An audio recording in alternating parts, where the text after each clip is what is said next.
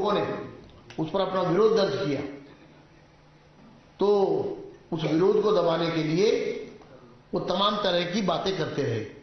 हमारा ये कहना है कि दिल्ली के महापौर का चुनाव संपन्न होना चाहिए, दिल्ली के स्थायी समिति का गठन होना चाहिए, और जब से आम आदमी पार्टी आई है पहली बार हो रहा है कि दिल्ली में इस तरह का अराजकता का वातावरण। क्या इससे पहले नगर निगम के चुनाव नहीं हुए थे क्या? कई बार 3 बार लगातार भारतीय जनता पार्टी पावर में रही, एक बार कांग्रेस भी रही, उससे पहले भारतीय जनता पार्टी रही। तो हर बार बहुत शांतिपूर्ण तरीके से ये सारी प्रक्रिया संपन्न होती थी, क्योंकि ये लोग सत्ता में हैं दिल्ली में, उसके बावजूद दिल्ली की असेंबली खुद ही नहीं चलने देते। सत्तारूढ़ दल असेंबली ना चलने दे, ऐसा कभी आपने सुना नहीं होगा। जो लोग जिनके बहुमत में है पार्षद, वो सदन न चलने दे, ये पहली बार हो रहा है। हम केजरीवाल से पूछना चाहते हैं, हंगामा कब तक करते रहेंगे आप? कब तक दिल्ली के लोगों को इस प्रकार से आपके दुर्व्यवहार का सामना करना पड़ेगा? आप कब तक इसी तरह से झूठ फरेब की राजनीति करते रहेंगे? हम इसकी कड़े शब्दों में निंदा करते हैं।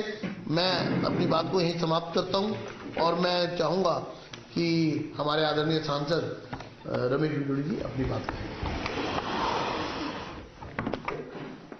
मित्रों, आप सबका स्वागत तो है ही। विजेंद्र जी की बात को आगे बढ़ाते हुए मैं आपके सम्मुख ये रखना चाहता हूं कि जो आम आदमी पार्टी का ट्वीट और उनके स्पोक्स पर्सन ये कहते हैं कि संविधान को आग लगा दें, दुर्भाग्य देखिए आप। जिनका मुख्यमंत्री कॉन्स्टिट्यूशनल पद पर बैठने वाला रिपब्लिक डे की परेड पर रेल भवन के सामने धरने पर बैठ जाता है, वो संविधान की बातें कर रहे हैं। जिनका एक मंत्री 6 महीने से जेल में रहकर सारी फैसिलिटीज ले रहा है और वो आज भी मंत्री बना हुआ है, वो संविधान की बात कर रहे हैं। जिनके 2 विधायक सजायाफ्ता विधायक, उनको वोट डालने के लिए नॉमिनेट कर दिया, ये संविधान की बात कर रहे हैं। पीठासीन अधिकारी जो होता है उसके पास कॉन्स्टिट्यूशनल संवैधानिक अधिकार होता है। हमारे देश में व्यवस्थाएं हैं, पंचायत जो भी संबंधित पूर्ण सरकारें होती हैं उनके निकाय पंचायत उनके अधीन आते हैं। भारत के अंदर दिल्ली देश की राजधानी है, वो एनसीटी है। 1991 में कानून बना था, हमने नहीं बनाया, कांग्रेस शासन में थी। तब एनसीटी एक्ट में बड़ा क्लियर था कि दिल्ली पूर्ण राज्य का दर्जा नहीं है, लैंड लॉ ये सेंटर के पास होंगी। और केंद्र सरकार, दिल्ली की जो सरकार है वो केंद्र की सरकार के अधीन होगी दिल्ली के अंदर।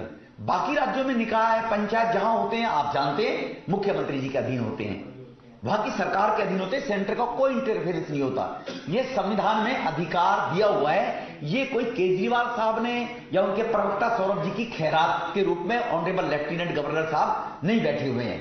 ये अपने दिमाग से गलतफहमी निकाल दे। तो जो गलत शब्दों का इस्तेमाल माननीय उपराज्यपाल जी के लिए बार बार वो करके और अपना परिचय देते हैं संविधान की दुहाई देने वाले लोग।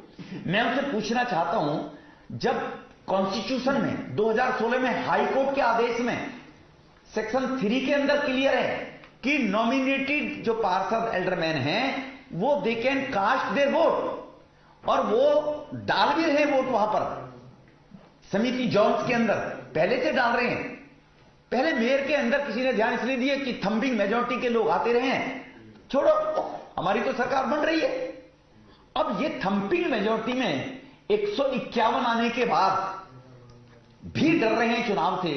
हमारे 7 सांसद हैं, 10 एल्डरमैन नॉमिनेटेड हैं। अगर वो हमारे मान के चले तो वैसे तो कॉन्स्टिट्यूशन सब, एक विधायक है, हमारी गिनती तो 121-22 बनती है, आपकी तो 151 बनती है। तो 121 वाले से 151 वाला चुनाव लड़ने से क्यों डरता है जी? क्यों कॉन्स्टिट्यूशन की दुहाई देकर लोगों को गुमराह करना चाहते हो? क्योंकि आपने जो टिकटें बेची थी 50 लाख 1 करोड़ में, जैसे मीडिया के सूत्र होते हैं, हमारे पास भी कुछ सूत्र हैं। केजरीवाल साहब के पास भी सूत्र आते थे कि मनीष सिसोदिया गिरफ्तार किए जाने वाले हैं, तुरंत सूत्र बताते थे ना केजरीवाल साहब को। हमारे पास भी सूत्र हैं कि जिन लोगों को मनीष सिसोदिया जी, ब्रजेश पाठक जी ने टिकटें बेची थी 50 लाख से 1 करोड़, ऐसे कम से कम 50 से 55 पार्षद जीत कर आए हैं। वो कहते हैं कि तुमने टिकट भी हम जीते, हमें 1 करोड़ रुपए हमसे लिए गए, 90 लाख लिए गए, हमारे पैसे लौटाइए, हम तब वोट कास्ट करेंगे जी, हमारा पैसा लौटाइए, हम जीत कर आएंगे। इसी कारण आपको ध्यान होगा डिप्टी मेयर के भी नॉमिनेशन इनको डबल ट्रिपल भरने पड़े और बड़ी मुश्किल से 2 दिन की जद्दोजहद के बाद एक का विड्रॉ कराना पड़ा था जी। तो कुछ तो मजबूरियां रही होंगी ना। तो इसीलिए आप जो बार बार ये आरोप लगाकर भाग जाने का काम करते हैं कि दूसरे के ऊपर थूक और भाग जाओ, वो अपना तुम्हारे पीछे पीछे भागता रहेगा। तो आज तक जैसे भी नेता प्रतिपक्ष रहे विजेंद्र जी 5 साल, पार्टी के दोनों ने कहा है कि दुनिया की रूलिंग पार्टी ने आज तक कभी भी हाउस को डिस्टर्ब किया है क्या? पहले दिन उन्होंने शुरुआत की, आज फिर उन्होंने शुरुआत की। अगर आपके पास 151 पूर्ण बहुमत है और सबसे बड़ा दुर्भाग्य देखिए कितने झूठे लोग हैं। इनका आज प्रवक्ता कहता है कि भाजपा के सांसद पार्षद दिल्ली से बाहर थे, वो आए नहीं, उनको तो पहले से ये देखो कैसे गुमराह करते गरीब शरीफ लोगों को, दिल्ली वालों को, कि उनको मालूम है चुनाव कराएंगे ही नहीं हम। जिम्मेवारी के साथ में बात केजरीवाल साहब, मनीष सिसोदिया बोले और एमसीडी के रजिस्टर में चेक करें कि भारतीय जनता पार्टी के 7 सांसद, 1 विधायक और सभी 105 पार्षदों के साइन हैं नहीं वहां पर जी।